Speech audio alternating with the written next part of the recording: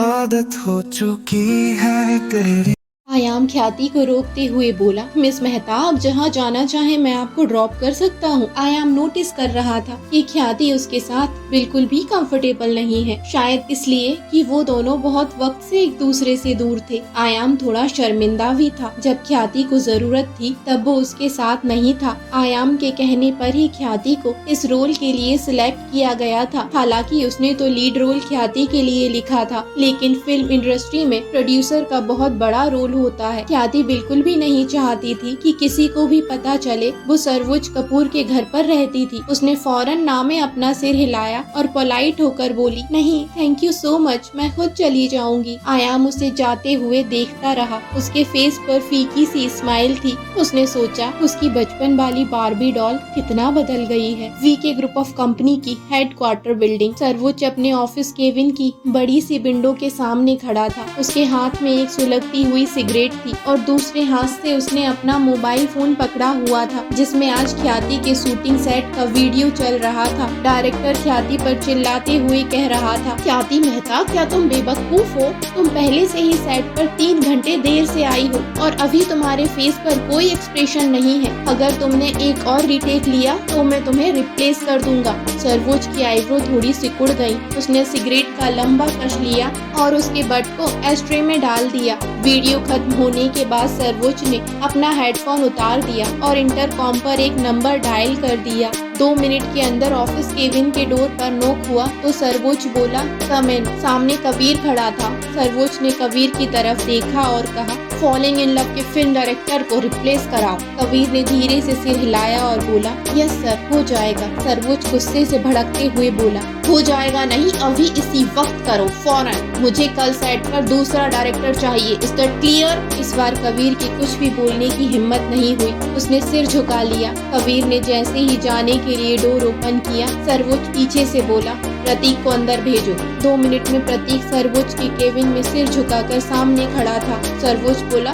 मैं उस ऑडियो में छोटे बच्चों के राइम सुन सुनकर बोर हो गया हूँ। अपनी उस ब्रॉडकास्टर को कहो कुछ और रिकॉर्ड करके भेजे। प्रतीक बेचारा मासूम था। उसने पूछा, सर आप क्या रिकॉर्डिंग करवाना चाहते हैं? सर्वोज ने कुछ सेकंड सोचा और फिर लापरवाही से बोला, उससे कहो कुछ फाइनेंशियल या बिजनेस टॉपिक पर रिकॉर्ड करके भेजे। यस सर, कहते हुए प्रतीक ऑफिस केबिन से बाहर निकल गया। घर पहुंचकर ख्याति ने शावर लिया और ब्राउन कलर के क्रॉप टॉप और पजामे के साथ एक येलो कलर का श्रग पहन लिया। कंफर्टेबल कपड़े पहनकर वो डिनर के लिए नीचे आ गई। उसे आज बहुत जोर से भूख लगी थी। वो इस वक्त एनाकोंडा की तरह कुछ भी खा सकती थी। नीचे डाइनिंग एरिया में आकर जब उसने डिनर टेबल पर सर्वोज को देखा तो शॉक्ड हो गई और उसका दिल धड़कने लगा। उसे सर्वोज को यहाँ देखने की उम्मीद बिल्कुल नहीं थी। सर्वोज पूरे हफ्ते मेंशन लौटकर नहीं आता था और उसने आज सुबह ही उसे देखा था, इसलिए वो बिल्कुल भी एक्सपेक्ट नहीं कर रही थी कि वो शाम को फिर से सर्वोज को मेंशन में देखेगी।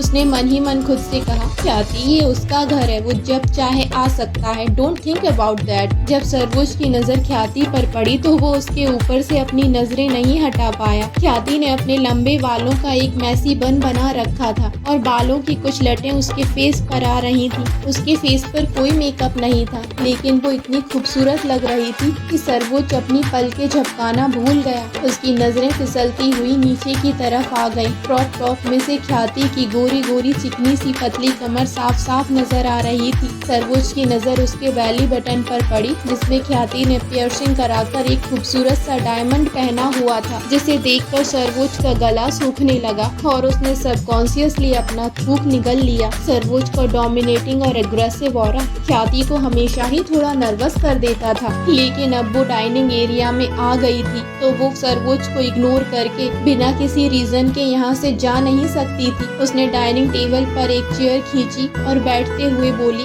Good evening mister Kapoor. जब ख्याति की आवाज सर्वोज के कानों में पड़ी तो वो जैसे अपने सेंस में वापस आ गया, लेकिन उसने ख्याति की बात का कोई जवाब नहीं दिया और ना ही उसके फेस से अपनी नजरें हटाई। सर्वोज उसे एकटक देखता रहा। उसके इस तरह देखने से ख्याति नर्वस होने लगी थी। उसके होंठ कांपने लगे और उसने फौरन अपनी नजरें झुका ली। सर्वोज की नजर डोर पर खड़े वॉचमैन पर पड़ी और फिर उसने ख्याति को देखकर सोचा, या ये इस तरह के कपड़े पहनती है और ये बैली बटन पर क्या पहना हुआ है। उफ, ये लड़कियां भी ना पता नहीं क्या क्या फैशन ट्रिक्स यूज करती रहती हैं। सर्वोच्च इरिटेट हो गया और उसने वॉचमैन से कहा, इधर आओ। वॉचमैन सर्वोच्च के पास आकर सिर झुकाकर खड़ा हो गया। सर्वोच्च गुस्से में बोला, जाओ यहाँ से। वॉचमैन ने कंफ्यूजन से सर्वोच्च को देखा। उसे समझ में नहीं आ रहा था कि वो क्या करे। पहले उसके बॉस ने उसे बुलाया और अब कह रहा है जाओ। बेचारा वॉचमैन वहीं खड़ा रहा। सर्वोच्च एक बार फिर जोर से चिल्लाया, मैंने कहा जाओ यहाँ से। वॉचमैन बेचारा घबराकर फौरन वहाँ से चला गया। ख्याति को बिल्कुल समझ में नहीं आया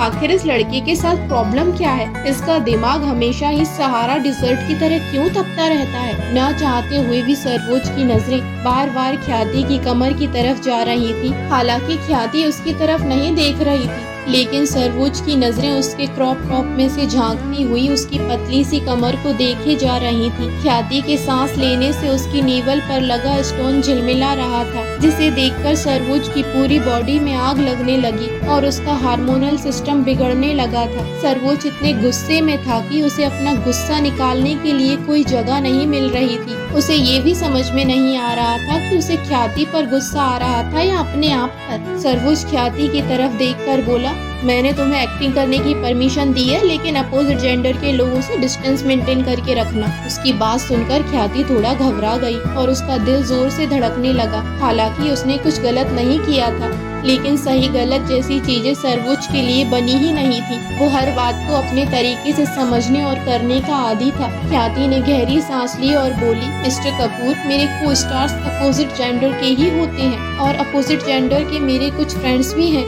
मैं ऐसा नहीं कर सकती। सर्वोच्च की आंखें सिकुड़ गईं। उसने घूर कर ख्याति को देखा। उसे उम्मीद नहीं थी कि वो उसकी बात को मानने से इनकार करेगी। वो गुस्से में बोला, अगर ऐसा है तो तुम्हें एक्टिंग करने की। मिस्टर कपूर, तभी ख्याति की आवाज उसके कानों में पड़ी। सर्वोच्च कहना चाहता था कि अगर ऐसा है तो तुम्हें एक्टिंग करने की कोई जरूरत नहीं है, लेकिन उसकी बात पूरी हो पाती इससे पहले ही ख्याति बोली, मिस्टर कपूर, मैं प्रॉमिस करती हूँ आपको कंप्लेन करने का कोई मौका नहीं दूंगी, ट्रस्ट मी। अभी ख्याति को एकांशी का ख्याल आया। उसने सर्वोच्च की तरफ देखा। वो एक्सप्रेशन लेस होकर बैठा था। ख्याति दिल ही दिल में इरिटेट हो गई और उसने सोचा, बातें तो ऐसे कर रहा है जैसे इसकी कभी कोई अपोजिट जेंडर के लोगों से फ्रेंडशिप ही नहीं थी। लेकिन ख्याति ये बात सर्वोच्च से नहीं कह सकती थी। वो चुपचाप उसकी बात मान सकती थी। उसके पास कोई और ऑप्शन नहीं था।